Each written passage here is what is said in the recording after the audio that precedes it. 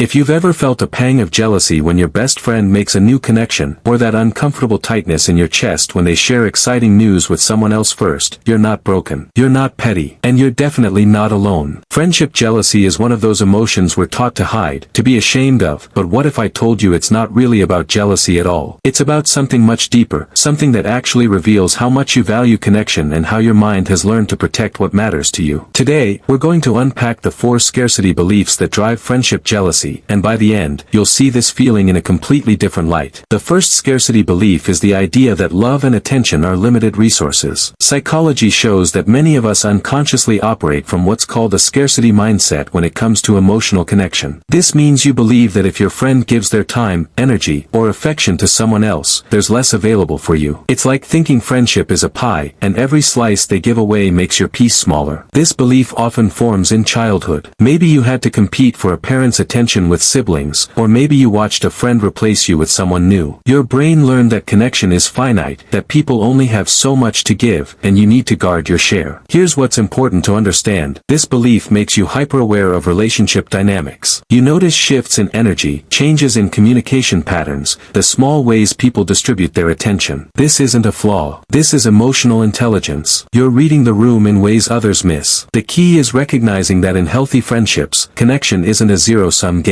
Your friend laughing with someone else doesn't erase the bond you share. The second scarcity belief is that you're easily replaceable. Research indicates that people who experience friendship jealousy often carry a deep-seated fear that they're not unique enough, interesting enough, or valuable enough to hold a permanent place in someone's life. When your friend connects with someone new, your brain doesn't just notice it, it creates a narrative. They've found someone better, someone funnier, someone who understands them in ways you don't. This belief usually stems from past experiences of abandonment or replacement. Maybe a childhood friend suddenly stopped calling when they found a new group. Maybe you've been phased out before, slowly and painfully. So now, your nervous system treats every new person in your friend's life as a potential threat. But here's the reframe. This fear means you understand how precious real connection is. You don't take friendships for granted. You invest deeply, you show up, you care about maintaining bonds. People with this awareness often become the most loyal, consistent friends because they know what it feels like to lose someone and they refuse to be that person to others. You're not easily replaceable. You just haven't fully internalized your own irreplaceable qualities yet. The third scarcity belief is that you don't deserve multiple close friendships yourself. This one's subtle but powerful. If you feel jealous when your friend has other close connections, there's often an underlying belief that you yourself aren't allowed to want or have the same. Psychology shows this is common in people who grew up feeling like they had to earn love or who learned that their needs were secondary. You might notice you don't pursue new friendships as actively as others do. You might feel guilty for wanting more connection, like you should be grateful for the 1 or 2 close friends you have. So when you see your friend effortlessly expanding their circle, it triggers something painful, the realization that you're holding yourself back from something they're freely enjoying. The jealousy isn't really about them. It's about the permission you haven't given yourself. Here's the truth. You believing you can only have limited connection creates that exact reality. When you operate from scarcity, you unconsciously push away opportunities for new friendships because you're clinging so tightly to existing ones. The empowering shift happens when you realize that you're allowed to want more, to build a support network, to not put all your emotional eggs in one basket. Your jealousy is actually pointing you toward an unmet need for broader connection. The fourth scarcity belief is that conflict or negative emotions will destroy the friendship. Research indicates that people who struggle with friendship jealousy often avoid expressing their feelings because they believe that showing vulnerability, neediness, or uncomfortable emotions will push their friend away. So you stay quiet. You smile when you're hurting. You pretend you're fine when your friend cancels plans for someone else. This belief creates a painful paradox. You're jealous because the friendship matters so much, but you can't talk about the jealousy because you're terrified of losing the friendship. This often develops when you've experienced relationships where emotional honesty was punished, where expressing needs led to rejection or ridicule. Your brain learned that to keep people, you must be easy, uncomplicated, always positive. But here's what actually happens. Unexpressed jealousy doesn't disappear, it festers. It creates distance. It builds resentment. The very thing you're trying to avoid, losing the friendship, becomes more likely because you're not being authentic. The reframe is this: real friendship can hold your whole emotional truth. If you can't tell your friend, hey, I've been feeling a little left out and I'm working through some jealousy, can we talk? Then you're not protecting the friendship, you're preventing it from deepening. Your discomfort with conflict is actually a sign that you value harmony and peace, which are beautiful qualities. But true harmony doesn't mean silence. excellence. It means working through hard things together. Here's what ties all four of these beliefs together. They all stem from the fundamental fear that you're not enough, that what you offer isn't sufficient to keep people close, that connection is something you have to fight for rather than something you naturally deserve. And that fear, while painful, shows something beautiful about you. It shows you're someone who loves deeply, who values intimacy, who understands that real friendship is rare and precious. Most people who feel friendship jealousy are highly sensitive, deeply empathetic individuals who form profound attachments. You're not superficial in how you connect. You're not casual about who you let in. When you care